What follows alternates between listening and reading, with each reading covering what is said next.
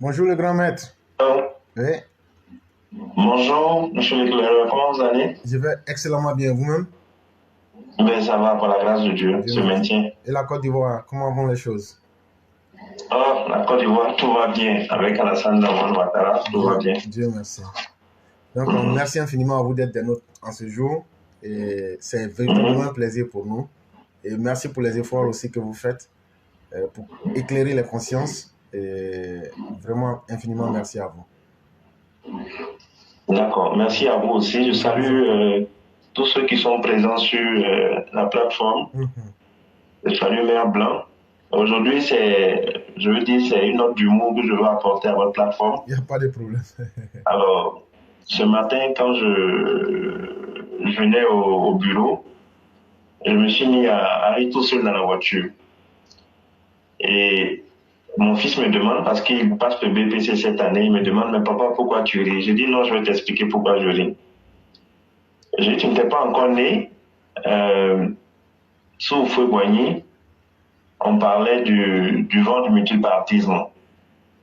Et en son temps, il y avait un monsieur qu'on appelait Laurent Gbagbo, qui s'est présenté comme le père du multipartisme. Et comme cheval de bataille, il a insufflé à la jeunesse que nous étions en son temps que le président Houphouët-Boigny, à son âme, était un voleur. Et inconscient que nous étions, on a écrit sur les bus Houphouët voleur, sur les bureaux Houphouët voleur, un peu partout en tout cas. Et ça, je pense que c'est une douleur qu'on a infligée au père de la nation. Et je pense, peut-être, je peux me tromper, que ça a participé aussi à, en fait, qu'il soit malade et qu'il perde la vie. Alors, toi, tu as traité le président Houphouët-Boigny de voleur. Bon, aujourd'hui, on dit que tu es un braqueur. Et puis, tu te plains. Au fond, on va dire qu'il a pris l'argent de la Côte d'Ivoire. Mais toi, Laurent Gbagbo, tu as pris pratiquement la sueur et le sang de plusieurs pays membres de la BCAO. Alors, et tu dis que tu veux que ton nom soit lavé. Mais ton nom ne peut pas être lavé. Parce que même si on plonge, pour ne pas dire ton nom là, dans le sang et la sueur de tous ces Africains là qui ont travaillé pour confier leur économie en son temps à la Côte d'Ivoire, mais ton nom ne pourra jamais être lavé.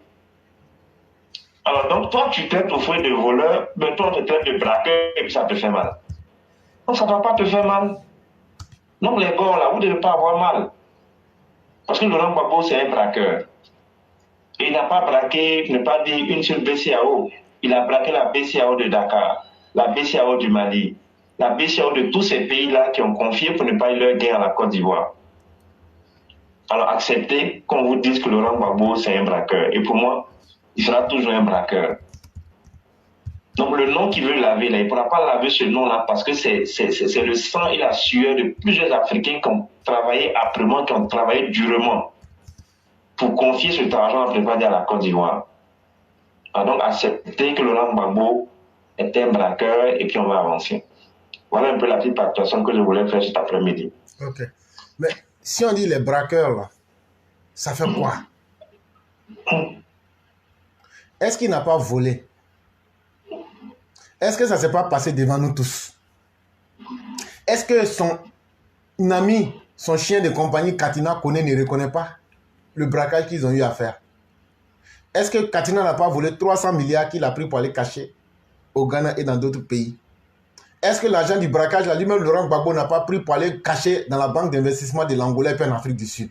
Voilà toute la réalité qui est en face du monde. Voyez-vous, je crois que souvent, l'erreur est importante, en ce sens qu'elle permet de se corriger pour ceux qui veulent faire amende honorable. Ce que tu sèmes, nous dit la Bible, c'est ce que tu récolteras. Laurent Gbagbo a sémé le mensonge en politique en Côte d'Ivoire. Laurent Gbagbo a sémé l'immoralité dans la politique en Côte d'Ivoire. Laurent Gbagbo a sémé la manipulation dans la politique en Côte d'Ivoire. Laurent Gbagbo a sémé la violence dans la politique en Côte d'Ivoire. Laurent Gbagbo n'aura d'autre choix que de récolter ce qu'il a sémé. Laurent Gbagbo va vivre et expérimenter ce que c'est que la manipulation, puisque lui-même il a enseigné beaucoup d'enfants à être des manipulateurs. Mais pourquoi lui aujourd'hui ne veut pas subir? En réalité, ce qui fait le plus mal à un être humain, c'est de subir les conséquences de ce que lui-même il a enseigné aux autres, mais que les autres l'ont dépassé dans son propre jeu. Mais c'est sur le terrain du réel que Laurent Gbagbo a pris la main dans le sang. Non seulement c'est une calamité, un dangereux individu, je dirais même un monstre sanguinaire, c'est Laurent Gbagbo, que Laurent Gbagbo, on ne retiendra de lui que la honte, l'humiliation et tout ce qui rend l'homme petit. C'est ce qu'on retiendra de Laurent Gbagbo. Parce que quand Dieu te donne la chance d'être à la tête d'un pays là, si tu n'as pas le courage d'unir le peuple là, il ne faut pas les diviser. Si tu n'as pas le courage d'être un bon dirigeant, sois au moins un dirigeant faible qui fait semblant de bien faire. Parce que gérer l'État, ce n'est pas un jeu. Hein. Chers frères, entre un dirigeant qui est de poigne, un dirigeant qui est dur, mais qui donne un résultat, et puis un dirigeant qui est faible, mais qui est là pour amuser le peuple, la différence, elle est là et tout le monde sait ce qu'il faut faire. Le pouvoir, ce n'est pas un jeu, on dit bien le pouvoir. C'est la capacité de faire, c'est ce que ça veut dire. Et pas la capacité de venir parler, de pérorer, de gloser pour perdre le temps aux gens. Vous savez, il y a combien de nos parents qui sont morts dans les hôpitaux dans les 10 ans de Laurent Gbagbo? Il y a combien de personnes qui ont été abattues comme des animaux, comme si la vie humaine n'avait pas de valeur? Il y a combien de personnes qui ont eu leur vie complètement détruite sous l'œil de Laurent Gbagbo? Il y a combien de nos sœurs qui se sont vues obligées d'être des prostituées ou de sacrifier même leur dignité par nécessité à cause de ce régime-là? Quand on a été celui-même qui a incarné toutes ces calamités-là, on ne peut pas laver son nom. Et donc, Laurent Gbagbo, ce que tu as formé hier, dans l'école de la manipulation, dans l'école de la médiocrité, dans l'école du mensonge et dans l'école de la violence, là, eux aujourd'hui te disent qu'ils sont devenus plus forts que toi. Et ils ont un avantage plus certain que toi, c'est que eux là, ils ont avec eux la jeunesse et le temps. Donc ça veut dire le temps. Et donc comme le disent les jeunes gens, tu vas l'heure maintenant. C'est maintenant que tu vas l'heure même. Parce que ce que tu n'as pas envie d'entendre là, c'est ça qui va t'arriver. Tu as stressé le vieux au fouet, non? Si ça te plaisait. Donc toi aussi là, ta vie là, tu ne vas pas finir ça en paix. Ça, il faut être prêt pour ça. Parce que grâce à Internet, c'est gratuit. Tu te connectes là. Nous, on va mettre tous tes défauts dehors. On va aussi te montrer tes manipulations. Et on va dire au monde qui tu as été. Et l'humanité va retenir ça contre toi. Voilà ce qu'on va faire. Mais nous, on ne va pas tomber dans la manipulation, le mensonge. On va dire véritablement le roublard que tu as été. Le menteur que tu as été. L'homme, le traître impénitent que tu auras été. Est-ce que toi, tu n'as pas blagué Guy Robert pour enlever et éliminer tous les candidats comme Ouattara et Bédier, Laurent Gbagbo sur la liste électorale, à la compétition électorale de 2000.